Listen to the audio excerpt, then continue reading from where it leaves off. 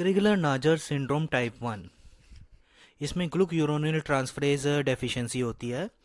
ये क्रिगलर नाजर टाइप 1 जो है एक ऑटोसोमल रिसेसिव डिजीज़ है, रेयर फॉर्म है।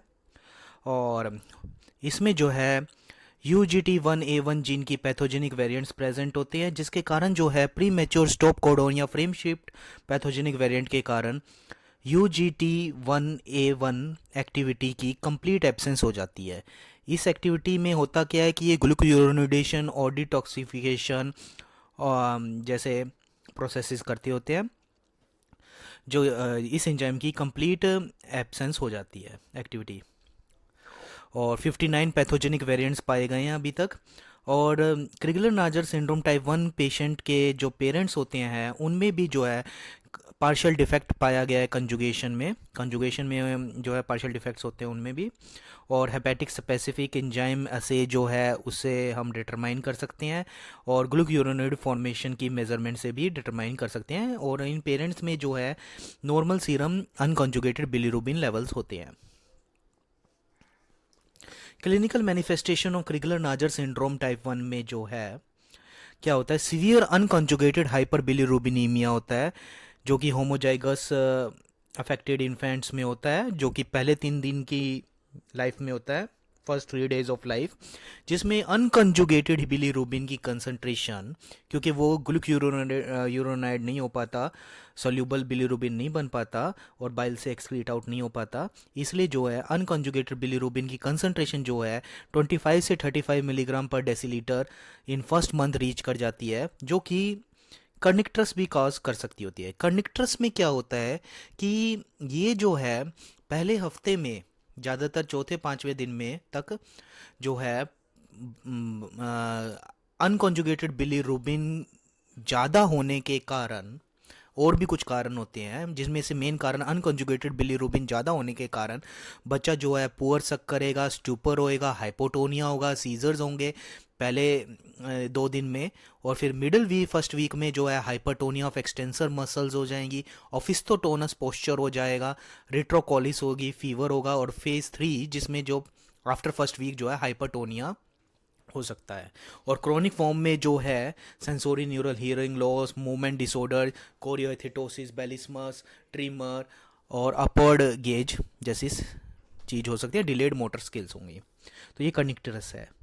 तो अब वापस आ जाते हैं। तो अनकंजुगेटेड बिलीरुबिन के लेवल ज़्यादा होने के कारण 25 से 35 milligram per decilitre first month में, हालांकि कर्निक्टरस जो है 45 मिलीग्राम पर डेसीलीटर के अराउंड जब अनकंजुगेटेड बिलीरुबिन ज़्यादा हो जाता है तब जो है कर्निक्टरस होता है ज़्यादातर केसेस में। स्टूल जो है पेल येलो होंगे क्योंकि कंजुगेटेड बिलीरुबिन नहीं है। और परसिस्टेंट अनकंजुगेटेड हाइपर बिलीरुबिनीमिया जो है more than 20 milligram per decilitre without haemolysis after the first week of life, जो है अगर एक हफ्ते के बाद भी जो है अनकंजुगेटेड बिलीरुबिन जो है परसिस्टेंटली रेज रहता है more than 20 milligram per decilitre, तो हमें जो है इस सिंड्रोम के बारे में सोचना चाहिए। तो डायग्नोसिस कैसे होगा, इसमें जो है अर्ली एज ऑफ ऑनसेट है, मतलब डिजीज़ की जो अर्ली एज ऑफ ऑनसेट है, और extreme level of bilirubin elevation है, और कोई हीमोलिसिस नहीं है, इसके बावजूद जो है बिलीरुबिन का लेवल जो है बहुत ज़्यादा है, और बाइल में जो है कोई बिलीरुबिन ग्लूक्यूरोनाइड नहीं है, और बिलीरुबिन कंसंट्रेशन बाइल में जो है less than 10 milligram per decilitre है, जो कि normally 50 to 100 milligram per decilitre होती थी नॉर्मल पर्सनस में। डायग्नोसिस जो है हेपेटिक ग्लूक्यूरोनिल यूरोनिल ट्रांसफरेज एक्टिविटी को मेज़र करके लीवर स्पेसिमेन में, जो कि ऑब्टेन किया जा सकता है परक्यूटेनियस लीवर बायोप्सी से। ओपन बायोप्सी हम इसमें नहीं करते हैं, ओपन लीवर बायोप्सी, क्योंकि हमें रिस्क रहता है सर्जरी और एनेस्थीसिया के दौरान जो है कनेक्टरस होने का इस बच्चे में। डीएनए डायग्नोसिस से भी जो है हम डायग्नोसिस बना सकते हैं, जिसमें जो है हम हेट्रोजाइगस स्टेट पेरेंट्स में देख सकते हैं, मिल सकती है, जो कि डायग्नोसिस को कंफर्म कर सकते हैं। ट्रीटमेंट में जो है क्रिगलर नाजर टाइप 1 में जो है, तो हमारा जो ट्रीटमेंट का गोल जो है ज़्यादातर ये होना चाहिए, सीरम अनकंजुगेटेड बिलीरुबिन की कंसंट्रेशन जो है वो less than 20 milligram per decilitre रखनी है first few weeks of life, या फिर उससे भी कम लो बर्थ वेट इन्फेंट्स में। इसके लिए जो है रिपीटेड एक्सचेंज ट्रांसफ्यूजन की ज़रूरत हो सकती है, फोटोथेरेपी की ज़रूरत हो सकती है इमीडिएट न्यूनेटल पीरियड में, और ओरल कैल्शियम फॉस्फेट सप्लीमेंटेशन जो है फोटोथेरेपी को मोर इफेक्टिव कर देता है, क्योंकि ये जो है बिलीरुबिन का कॉम्प्लेक्स बना लेता है गट में। और फिनोबार्बिटल थेरेपी जो है, जो कि सिप 450 इंजाइम इंडक्शन करता होता है, उससे अगर उसकी रिस्पॉन्सिवनेस से जो है हम डिटरमाइन कर सकते हैं क्रिगलर नाजा टाइप 1 और टाइप 2 को, कि दोनों में से कौन सा है। क्योंकि क्रिगलर नाजा टाइप 1 में फिनोबार्बिटल का कोई रिस्पॉन्स नहीं आएगा, जबकि क्रिगलर नाजा टाइप 2 में जो है ये जो है यूजीटी A1 प्रोमोटर की जो है पर जो है इंड्यूसिबल फिनोबार्बिटल रिस्पॉन्स आ जाता है, जिसके कारण जो है बिलीरुबिन का जो है मार्क डिक्लिनेशन हो जाता है सीरम बिलीरुबिन का। तो ये टाइप 1 और टाइप 2 को डिफ्रेंशिएट करने में हेल्पफुल हो जाता है फिनोबार्बिटल का रिस्पॉन्स। तो कर्निकटस का रिस्क अडल्ट लाइफ में भी होता है क्रिगलर नाजा टाइप 1 पेशेंट्स में। फोटोथेरेपी जो है अर्ली ईयर्स ऑफ लाइफ में ज़रूरी होती है, दी जाती है। और ओल्डर इन्फेंट्स और चिल्ड्रन में जो है फोटोथेरेपी सोने के दौरान या फिर मतलब सोने के दौरान दी जाती है, ताकि कोई उनकी नॉर्मल एक्टिविटीज़ में कोई इंटरफेरेंस ना आए। और इंक्रीजिंग इंटेंसिटी ऑफ लाइट और लॉन्गर पीरियड देने के बाद भी जो है सीरम बिलीरुबिन का रिस्पॉन्स जो है फोटोथेरेपी से डिक्रीज होता रहता है जैसे जैसे उम्र बढ़ती जाती है। एडजुवेंट थेरेपी दे सकते हैं, जिसमें कोल्स्टेरामीन और अगर दे सकते हैं, जो कि एंटेरोहेपेटिक रिसर्कुलेशन ऑफ बिलीरुबिन को इनिबिट करते हैं, इंटरफेयर करते हैं।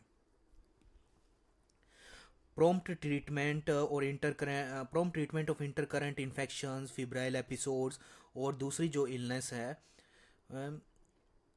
उनका जो है एकदम से ट्रीटमेंट जो है लेटर डेवलपमेंट ऑफ कर्निकटस को प्रिवेंट करता है। मतलब कि जो भी इन्फेक्शन हो रही है, फिब्राइल एपिसोड्स हो रही है, इलनेस हो रही है, उनको तुरंत ठीक करना है ताकि कर्निकटस डेवलप ना हो। क्योंकि कर्निकटस जो है बिलीरुबिन लेवल अगर 45 से 55 मिलीग्राम पर डेसीलीटर तक पहुंच जाता है तो चांसेस ज़्यादा हो जाते हैं कर्निकटस होने के। ज़्यादातर क्रिगलन नाजा टाइप 1 के जो पेशेंट होते हैं उन्होंने अपने यंग अडल्टहुड में एक बार कर्निकटस जरूर सफ़र किया होता है कर्निकटस के सिम्टम से। ऑर्थोटोपिक लीवर ट्रांसप्लांटेशन जो है इस डिजीज़ का क्योर है, और कुछ स्मॉल नंबर ऑफ पेशेंट में ये सक्सेसफुल रहा है। नहीं तो जो है अगर लीवर ट्रांसप्लांटेशन नहीं करवाना चाहते तो उसमें जो है आइसोलेटेड हेपेटोसाइट ट्रांसप्लांटेशन जो है आइसोलेटेड हेपेटोसाइट ट्रांसप्लांटेशन जो है ब्रिज थेरेपी के तौर पे यूज़ किया जा सकता है। और जो दूसरी मोडेलिटीज़ हैं जैसे कि प्लाज्मा फेरेसिस और बिलीरुबिन की प्रोडक्शन को लिमिट करना, कैसे मेटालोपोरफायरिन थेरेपी देकर, या जीन थेरेपी भी यूज़ कर सकते हैं एडिनो एसोसिएटेड वायरल वेक्टर्स को यूज़ करके, जो कि अभी क्लिनिकल ट्रायल में है। अब आ जाते हैं क्रिगलर नाजा सिंड्रोम टाइप 2, जो कि पार्शियल ग्लूकोयूरोनिल ट्रांसफरेज डेफिशिएंसी कहा जाता है। ये भी ऑटोसोमल रिसेसिव डिजीज़ है। इसमें जो है homozygous missense pathogenic variant in UGT1A1 resulting in reduced enzyme activity. इसमें जो है रिड्यूस्ड यानी पार्शियल एंजाइमेटिक एक्टिविटी हो जाती है। और इसको डिफ्रेंशिएट हमने पहले ही बता दिया है कि फिनोबार्बिटल का रिस्पॉन्स जो है क्रिगलर नाजा टाइप 2 में हो जाता है, क्योंकि इसमें जो है UGT1A1 प्रोमोटर रीजन का जो है ये जो है थोड़ा सा इंड्यूसिबल फिनोबार्बिटल रिस्पॉन्स आता है इसके ऊपर, और डिक्लाइन हो जाता है सीरम बिलीरुबिन का लेवल। इससे जो है हम टाइप 1 और टाइप 2 में डिफ्रेंशिएट कर सकते हैं। और जब डिसऑर्डर अब आता है न्यूनेटल पीरियड में तो अनकॉन्जुगेटेड हाइपर बिलीरुबिनीमिया जो है पहले 3 दिन में आता है, और सीरम बिलीरुबिन की कंसंट्रेशन जो है फिजियोलॉजिक जॉन्डिस से मिलती जुलती होती है, और कंसंट्रेशन जो है करेक्टरिस्टिकली एलिवेट रहती है एक हफ्ते के बाद भी और थर्ड वीक ऑफ लाइफ में भी, जो कि 1.5 से 22 मिलीग्राम पर डेसीलीटर तक रह सकती है, 1.5 से 22 मिलीग्राम पर डेसीलीटर तक रह सकती है। ये जो है फिजियोलॉजिक जॉन्डिस मतलब पहले हफ्ते में डिफ्रेंशिएट करना मुश्किल हो जाता है, मगर एक हफ्ते के बाद भी जो है परसिस्ट रहती है, एलिवेटेड रहती है सीरम बिलीरुबिन की कंसंट्रेशन, और थर्ड हफ्ते में भी जो 1.5 से 22 मिलीग्राम पर डेसीलीटर के बीच में रहती है। कर्निक्टरस जो है अनयूजुअल होता है, इसमें नहीं होता, ज़्यादातर डेवलप नहीं होता। स्टूल कलर नॉर्मल होता है। इन्फेंट्स जो है विदाउट क्लिनिकल साइन और सिम्टम्स होते हैं और कोई एविडेंस नहीं होता हीमोलिसिस का। Liver enzymes, albumin, prothrombin time, international normalise ratio, सब कुछ नॉर्मल होता है ज़्यादातर। डायग्नोसिस जो है कंसंट्रेशन ऑफ बिलीरुबिन बाइल में भी जो है नियरली नॉर्मल रहती है। जॉन्डिस्ड इन्फेंट्स और यंग चिल्ड्रन विद टाइप 2 जो है रिस्पॉन्ड बेटर करते हैं 5 मिलीग्राम पर KG per day of oral phenobarbital से, जो कि सीरम बिलीरुबिन कंसंट्रेशन को 2 से 3 मिलीग्राम पर डेसीलीटर में ले आती है 7 से 10 दिन के अंदर। यानी फिनोबार्बिटल 5 मिलीग्राम पर केजी पर डे जो है इस देते हैं, तो ये 7 से 10 दिन के अंदर सीरम बिलीरुबिन कंसंट्रेशन जो है 2 से 3 मिलीग्राम पर डेसीलीटर ले आती है। Long term reduction serum bilirubin में अचीव किया जा सकता है कंटिन्यूड एडमिनिस्ट्रेशन फिनोबार्बिटल का 5 मिलीग्राम पर केजी पर डे से, और थेरेपी जो है लाइफ लॉन्ग चलती है। और कॉस्मेटिक और साइको सोशल बेनिफिट को risk of an effective dose से जो है बैलेंस करके चलना होता है, कि भी देखना होता है कि भी कौन सी चीज़ मतलब इसके ड्रग के साइड इफ़ेक्ट्स ज़्यादा हो रहे हैं या बेनिफिट ज़्यादा हो रहा है, उसको मेज़र करके आगे बढ़ना देना होता है। ओर्लिस्टेट जो है एक इरिवर्सिबल इनिबिटर है इंटेस्टिनल लाइपेज का, जो कि फैट एक्सक्रीशन को इंक्रीज़ करता है और प्लाज्मा अनकॉन्जुगेटेड बिलीरुबिन को कम करता है, कंसंट्रेशन लगभग 10% कम कर देता है क्रिगलर नाजा टाइप 1 और टाइप 2 में।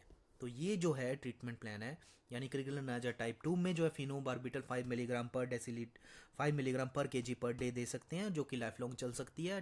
रिस्क बेनिफिट्स को मेज़र करना चाहिए, बैलेंस मतलब सोचना चाहिए उसके बारे में।